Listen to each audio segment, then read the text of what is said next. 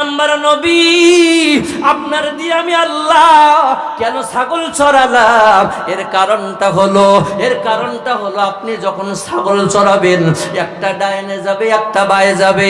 ও নবী, আপনি যখন কালিমার দাওয়াত নিয়ে মানুষের কাছে যাবেন, ইসলামের দাওয়াত নিয়ে যাবেন, ছাগল যেমন একটা ডাইনে যায় একটা বায়ে যায়, আপনার উম্মত তো ডাইনে যাবে বায়ে যাবে, আপনার কথা কেউ শুনবে কেউ শুনবে না। যার কারণে আমি আল্লাহ আপনার নবীকে রাখাল বানায়া দিলাম। ইন্না আউওয়ালা বাইতি উদিআ লিন্নাস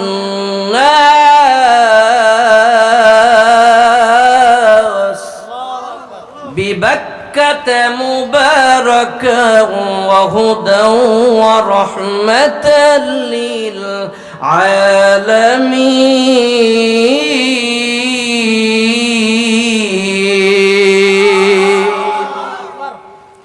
আল্লাহ ডাক দিয়ে বলে, দুনিয়ার মানুষ শোনো, আমি আল্লাহ কেন আমি আল্লাহ মক্কারে বাক্কা বানালাম, আমি আল্লাহ আবার বাক্কারে মক্কা বানালাম।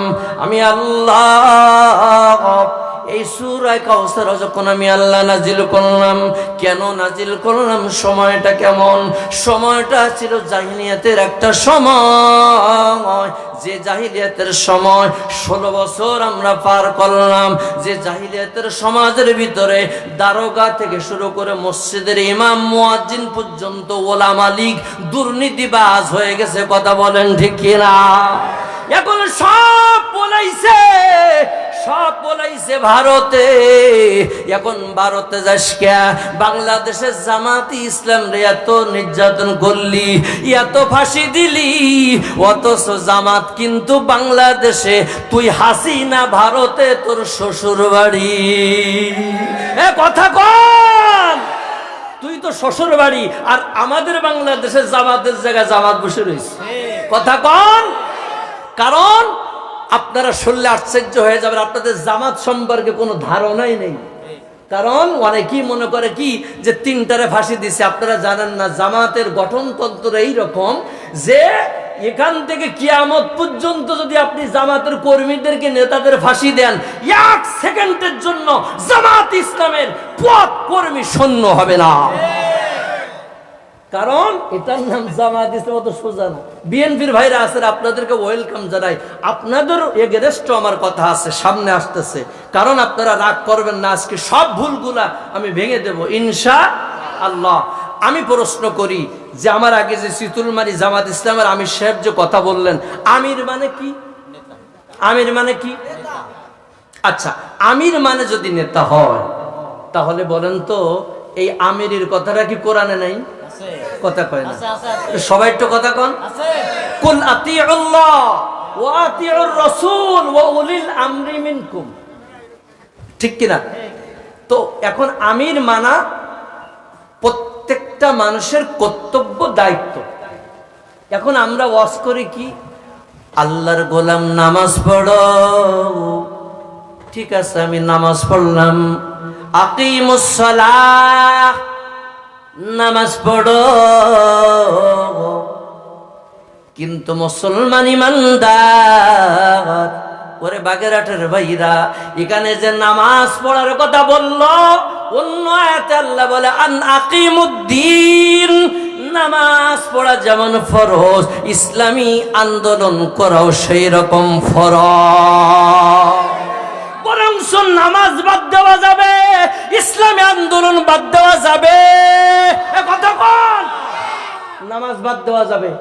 আসেন চ্যালেঞ্জ আসেন, নামাজ বাদ দেওয়া যাবে, ইসলামী আন্দোলন বাদ দেওয়া যাবে না। এখন আমি চরমনা, হেফাজত, খেলাফত, মজলিস, এগুলো আমার কোনো উদ্দেশ্য না। এক কথাই আন আকিমুদ্দিন, আল্লাহর জমিনে ইসলামী কায়েম করা, এটা ফরজ ফরজ ফরজ।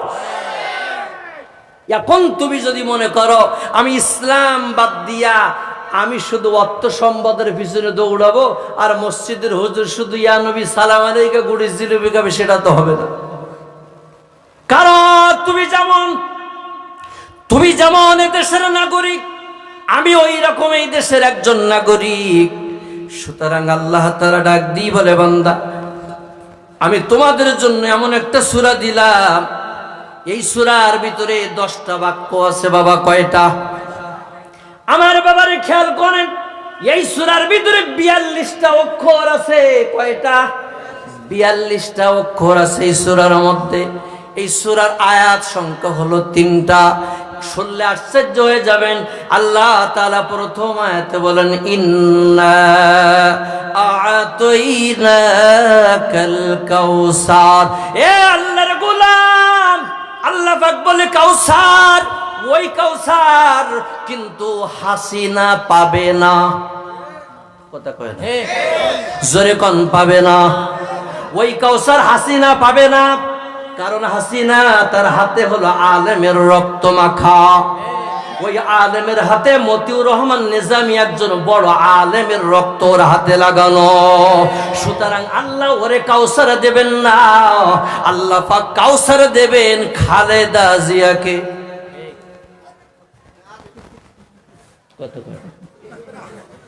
অবশ্যই খালেদা জিয়া কাউসার পাবে।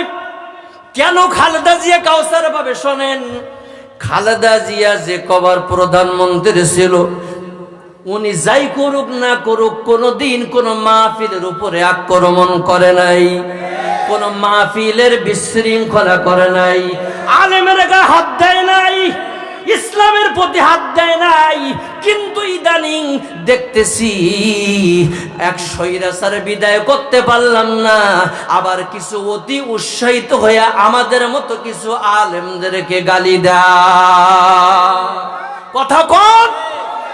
এখন আপনি খেয়াল করেন, কয়েকদিন আগে ইউটিউবের মধ্যে শুধু লেখালেখি আর ভাইরাল ভাইরাল। কয়েক কাউয়া বয়, কাউয়া বয়, কাউয়া বয় মানে রাখাল। কাউয়া বয় মানে কি? কথা কয় না কি? রাখাল। আদ্দিন ফাউন্ডেশনে মেজানুর রহমান আজহারি বলেছেন, নবী রাখাল, ছাগলের রাখাল। এইটা নিয়ে বাংলাদেশের ভিতরে ভুল বোঝানোর জন্য এক একজন এক এক ফতোয়া দেয়। কিন্তু আমি মুফতি আকবর হোসেন আজাদি বললাম, মেজানুর রহমান আজহারি যেটা বলেছে 100% সত্য, সত্য, সত্য। আমার নবী রাখাল, এটাই সত্য। কথা কয়। 1 নম্বর দলিল, কেন আমার নবী রাখাল, কেন আমার নবী রাখাল কেন বলা হলো? আল্লাহ তাআলা বলেন, নবী আপনার দিয়ে আমি কেন ছাগল চড়ালাম জানেন?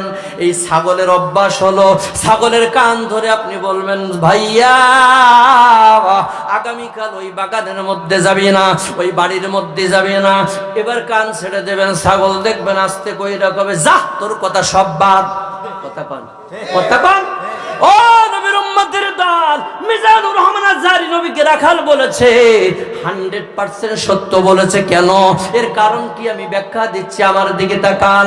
1 নম্বর, নবী আপনার দিয়ে আমি আল্লাহ কেন ছাগল চড়ালাম? এর কারণটা হলো আপনি যখন ছাগল চড়াবেন, একটা ডাইনে যাবে, একটা বায়ে যাবে।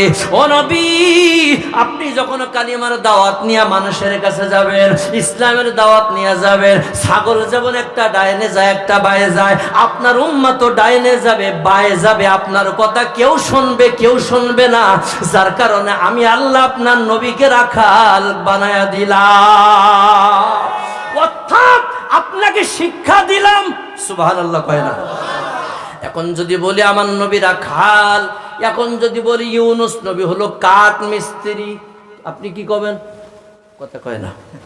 ইউনুস নবী